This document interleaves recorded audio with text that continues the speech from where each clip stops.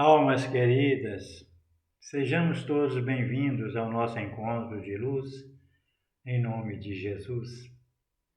E que a paz do Mestre seja em nós e entre nós, nos envolvendo e nos conectando em energias de amor, fraternidade. Se tens fé, não te aflige a noite escura. Ao coração que a lágrima domina, ele estende amoroso a mão divina e abre as portas da paz risonha e pura. Alivia a aspereza da amargura e sobre as trevas de miséria e ruína acende nova estrela matutina na esperança sublime que perdura. Se a crença viva te dirige os passos, sob a carícia de celestes braços, receberás o pão, a luz, o abrigo. Ama a cruz que te ampara e regenera, e envolvendo-te em santa primavera, o Mestre amado seguirá contigo. Alta de Souza. Contido no livro Correio Fraterno, de Alta de Souza, psicografado por Chico Xavier, a frase "se tens fé, não te aflige a noite escura" é uma estrofe do soneto intitulado No Livro d'Alma, expressando a ideia de que a fé pode trazer paz e esperança em tempos difíceis, como por exemplo nos dias atuais. Expressão bastante oportuna para as nossas reflexões sobre o tema fé raciocinada, pois se tivermos fé, enfrentaremos as aflições com bom ânimo e coragem. Vamos ao tema. Mateus, em seu Evangelho, capítulo 17, versículos 14 a 19, narra que os discípulos perguntaram a Jesus por que eles não puderam curar um menino obsidiado. E Jesus respondeu que foi por causa da incredulidade deles, e completou dizendo que se em verdade tivessem fé do tamanho de um grão de mostarda, diriam a uma montanha: transporta-te daí para ali, e ela se transportaria, e nada lhe seria impossível. Com essa passagem evangélica, compreendemos então que a fé necessita de uma base que é a inteligência perfeita daquilo em que se deve crer. E para crer, não basta ver, é preciso, sobretudo, compreender.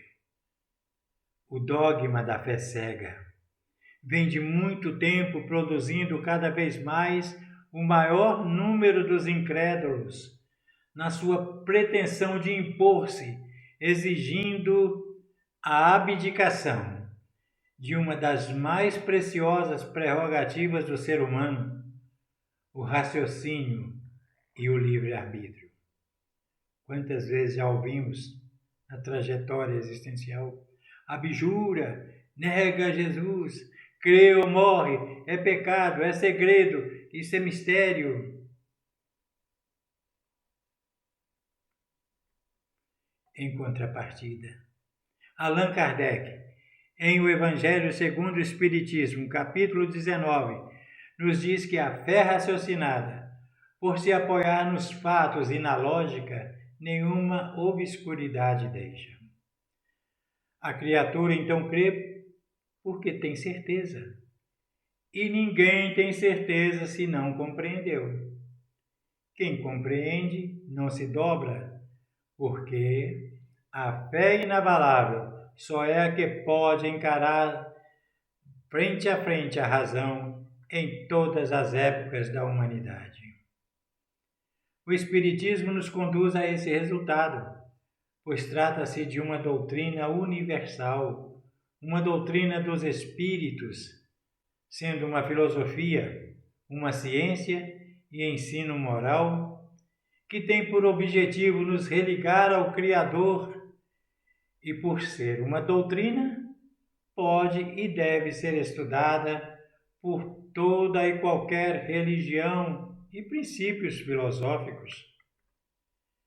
Jesus utilizava a expressão na verdade, referindo-se certamente à verdade que naquela época encontrava ao alcance da nossa compreensão, devido à nossa pouca evolução, e subjetivamente deixava nas nossas mentes a existência de uma verdade que só com o tempo viríamos a compreender.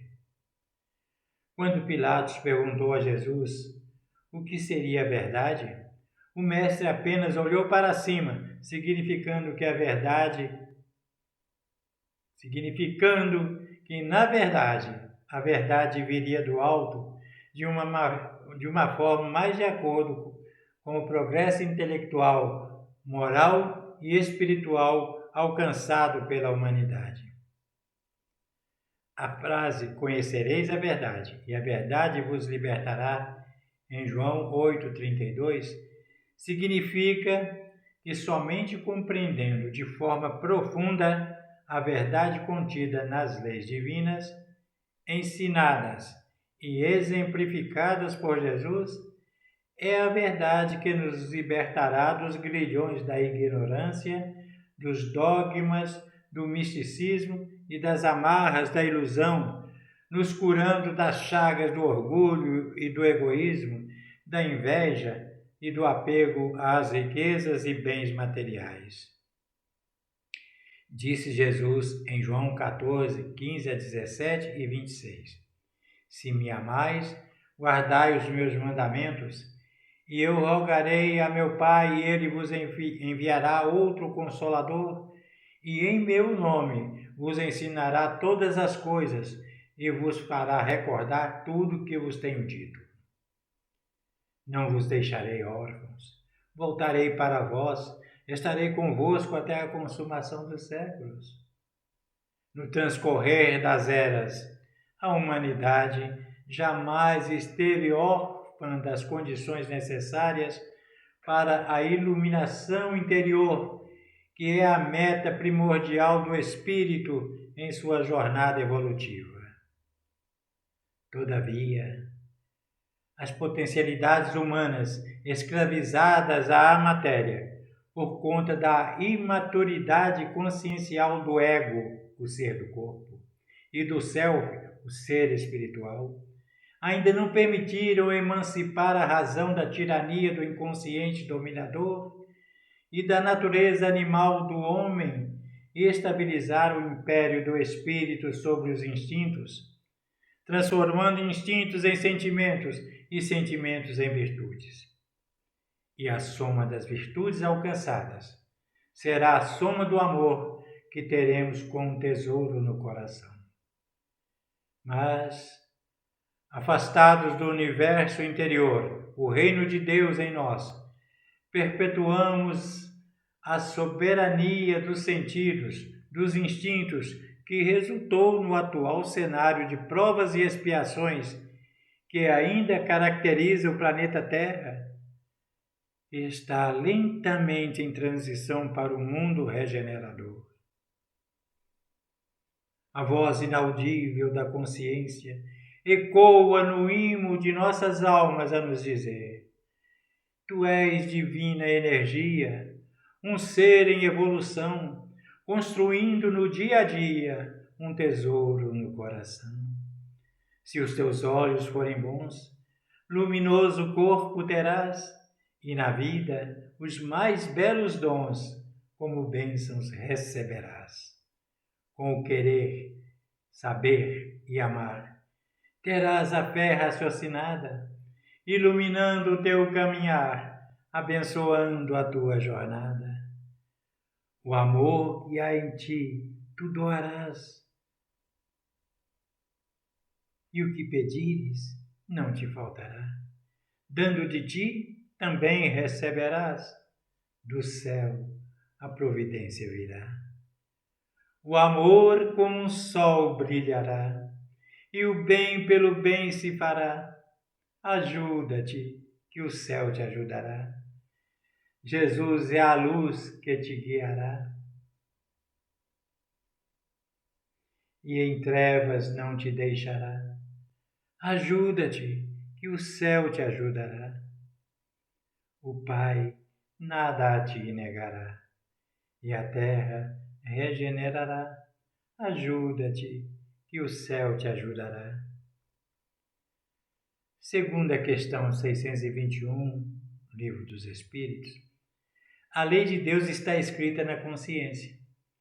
Portanto, o autodescobrimento é um processo intransferível e inadiável de descoberta do Deus em nós.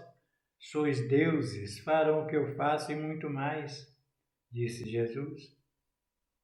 Da mesma forma, o ensinamento universal dos Espíritos, a doutrina dos Espíritos, o cristianismo redivivo, será o caminho da verdade e da vida se o trouxermos para dentro de nós pelo exercício do diálogo, da razão, do bom senso e, sobretudo, da vivência no bem. Eu e você somos um. Amai-vos uns aos outros. Amai a Deus sobre todas as coisas. Fazei ao próximo todo o bem que gostaria que fizessem. Sabemos que na própria ciência humana o átomo não é mais indivisível, que antes dele encontram-se as linhas de força aglutinando os princípios subatômicos e que antes desses princípios surge a vida mental determinante. Tudo se encadeia na natureza, desde o átomo primitivo até o arcanjo, que também começou por ser átomo. Questão 540. Tudo em a natureza se encadeia. Questão 573. Tudo em a natureza se encadeia por elos que ainda não podeis apreender. Questão 604. Tudo em a natureza se encadeia e tende para a unidade. Questão 607A. A mesma matéria elementar é suscetível de experimentar todas as modificações e de adquirir todas as propriedades? Perguntou Kardec aos espíritos, que responderam: sim. E é isso o que se deve entender quando dizemos que tudo está em tudo. Questão 33. No livro Nos Domínios da Mediunidade, capítulo 17, Serviço de Passes, o instrutor Aulus diz a André Luiz que tudo é espírito no santuário da natureza, que se renovarmos o pensamento, tudo se renovará conosco, pois que a mente reanimada reergue as vidas microscópicas que servem no templo do corpo, promovendo valiosas reconstruções. A lei de evolução no Espiritismo é um princípio essencial que nos orienta na nossa jornada de autoconhecimento e aprimoramento. Compreender essa lei é fundamental para buscarmos uma vida mais significativa e alinhada com os valores espirituais, promovendo a paz e a harmonia em nossas relações e em nós mesmos. Para avançarmos em direção ao objetivo, é preciso vencermos os instintos, aperfeiçoando os sentimentos, reprimindo os germes latentes da matéria. O espírito deve ser cultivado assim como a terra, pois toda a riqueza futura depende do trabalho presente. Somos construtores do nosso destino e herdeiros de nós mesmos. Somos hoje o resultado do nosso ontem e amanhã seremos o resultado do nosso hoje. Questão 540, Livro dos Espíritos. É assim que tudo serve, que tudo se encadeia na natureza, desde o átomo primitivo até o arcanjo, que também começou por ser átomo. Sempre é bom repetir, né? Hernani Guimarães Andrade, em seu livro Psiquântico, fala sobre o átomo físico, que é formado por prótons, nêutrons e elétrons. E fala principalmente do átomo psíquico, ou psiátomo, que é constituído de bion, percepton e intelecton.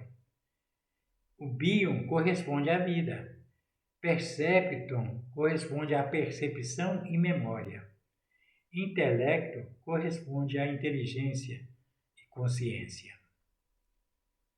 A veneranda Joana de Ângeles, no livro Autodescobrimento, Uma Busca Interior, diz que o indivíduo humano é um agrupamento de energias em diferentes níveis de vibrações. Que adiar o fenômeno da conscientização tem limite, porque na sua complexidade, a energia, que é vida, constitui-se do psiquismo divino e hoje, ou mais tarde, liberta-se das injunções grosseiras que a limitam momentaneamente, sutilizando-se em ondas de amor que se espraiarão no oceano do amor de Deus. Seremos um com o Pai. Segundo o Espírito Miramês, no volume 12 da coleção Filosofia Espírita, capítulo 38, nós estamos em movimento único em todos os mundos e, no nosso caso, aqui na Terra, sob a influência de Jesus, governador do planeta desde o princípio. E Paulo de Tarso, em Colossenses 2,10, também diz que em Jesus estamos sendo aperfeiçoados. Ora, se estamos nele, em Jesus, pelo poder que tem sobre todos nós que vivemos na terra, estamos sendo aperfeiçoados por ele. Todavia, ele nos deu uma parte nesse trabalho de aperfeiçoamento e podemos ajudar aos que se encontram na retaguarda. Lucas 12:32. Nada temais, pequeno rebanho, pois de bom grado o Pai vos concedeu o seu reino. Lucas 22:29. Assim como meu Pai me outorgou um reino, eu o designo a vós. Disse Jesus. Devemos nos transformar no Evangelho vivo, no pão da vida e na luz norteadora para os menos esclarecidos, mediante a autoridade e a responsabilidade a nós confiadas ao reencarnarmos e um dever moral que assumimos com o governador planetário. Portanto, cientes dessa tarefa redentora, cumpre-nos arar o terreno dos corações doridos para lançar neles as sementes da conduta cristã que há de se instituir na nova era, quando o bem predominará nas consciências. Se não estivermos preparados e em condições de acompanhar a mudança vibracional pela qual o planeta está passando, e passará por outras de curta e longa duração, dificilmente conseguiremos manter a harmonia de nosso próprio universo. E com isso, comprometeremos os laços de amor e os compromissos assumidos de contribuir com o máximo do mínimo que já compreendemos para manter em harmonia este grandioso organismo, veículo de manifestação da consciência planetária, que em síntese significa a consciência crística, como elucida Miramês em Filosofia Espírita, volume 3, capítulo 42. Miramês diz que podemos dizer que o Cristo é a alma do mundo, pois sendo o diretor do planeta, ele o usa como corpo ciclópico, onde bilhões de almas trabalham em todas as direções, como sendo uma grande escola de Deus para a preparação dos espíritos em ascensão, onde o progresso é uma força do próprio Criador. Ebs Sajan, no capítulo 1 do livro Bases Científicas do Espiritismo, relata que o universo inteiro, corpos e almas, mundos e seres, é formado de mônadas ou últimas divisões dos átomos, homogêneas em essência, mas pelo Criador, dotadas de certas faculdades desenvolvidas em graus infinitamente diversos.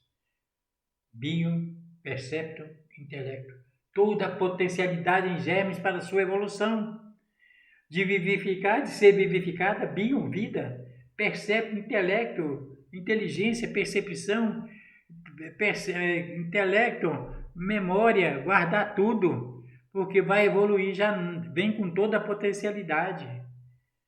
Assim, as alterações que as mônadas sofrem são propriedades íntimas delas, princípios inteligentes, fascículos de luz,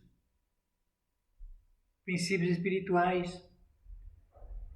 Dr. Bezerra de Menezes diz que somos seres lucigênitos, criados pela grande luz. Somos seres de luz, luz que devemos fazer brilhar. Brilhai a vossa luz. Hermínio Correia de Miranda diz que o homem é o microcosmo do universo e seu corpo serve de campo evolutivo para miríades de consciências menos evoluídas do que a sua própria. E cada célula é composta por miríades de minúsculas vidas, cada uma delas com sua consciência germinal. Emmanuel adiciona que em qualquer providência e em qualquer opinião somos sempre a soma de muitos. Expressamos milhares de criaturas e milhares de criaturas nos expressam.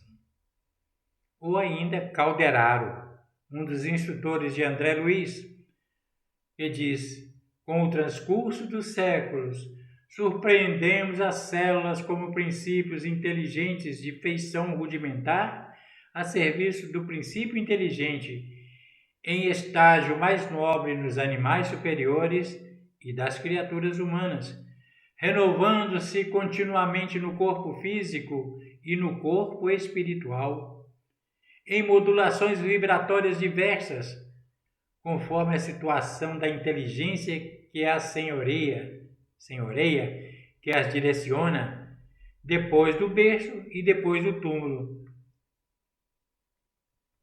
O espírito, com E maiúsculo, o espírito individualizado, não é senão uma porção de espíritos, com E minúsculo, de princípios inteligentes, que teve sua origem no psiquismo divino e manifesta-se a partir de então em suas primeiras experiências como matéria elementar, base fundamental da energia universal, dando origem às formas e seres existentes na criação.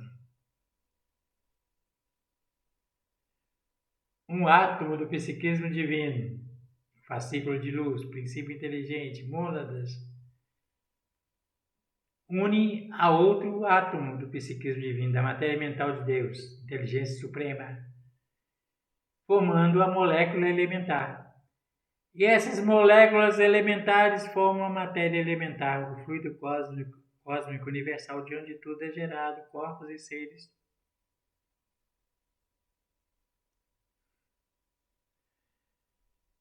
A matéria-prima do universo é o espírito.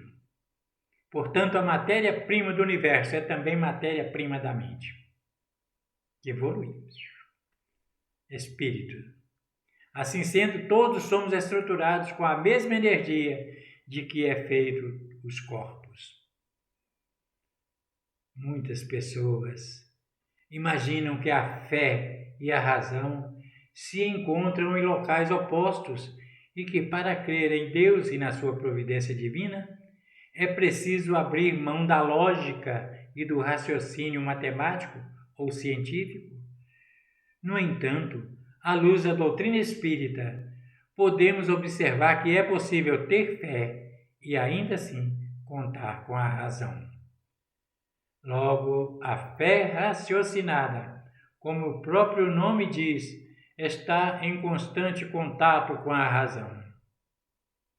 A crença baseada em fatos e testemunhos protege o homem do fanatismo e da alienação mental, propiciando segurança e robustez na certeza e esperança de forma desapaixonada.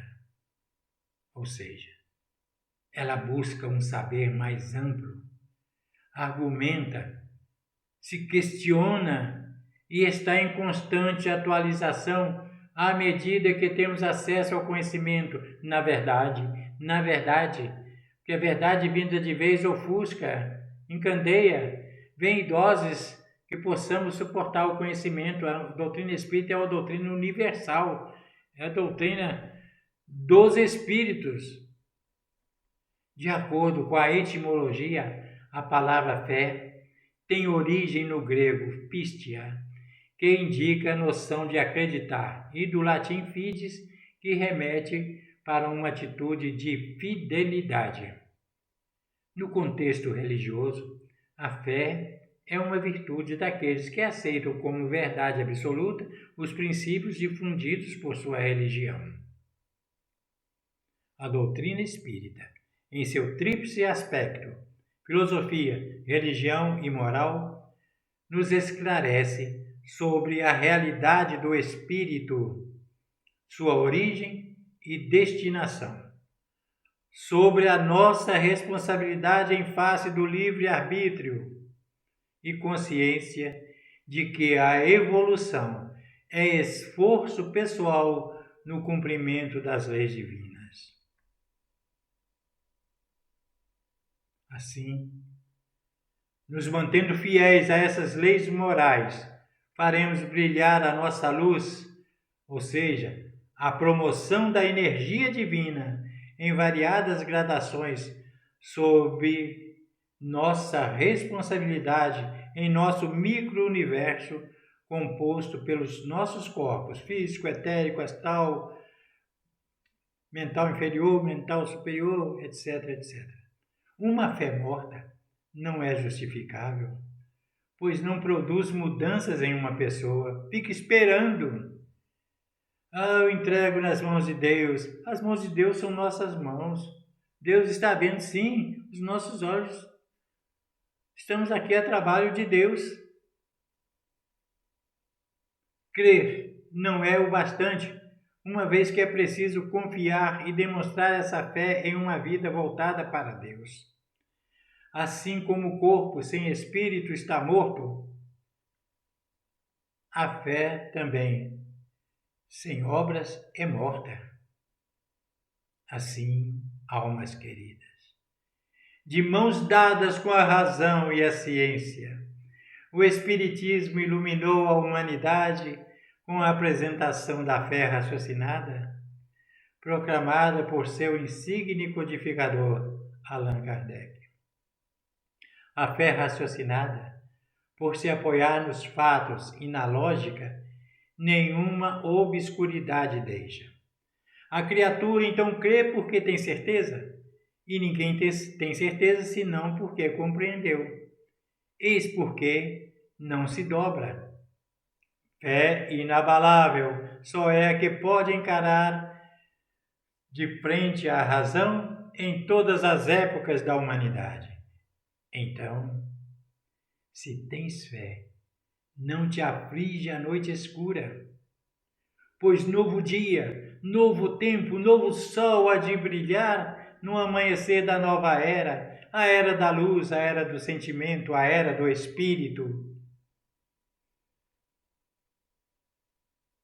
Muita paz e muita luz com Jesus, em Jesus e por Jesus, que nos espera.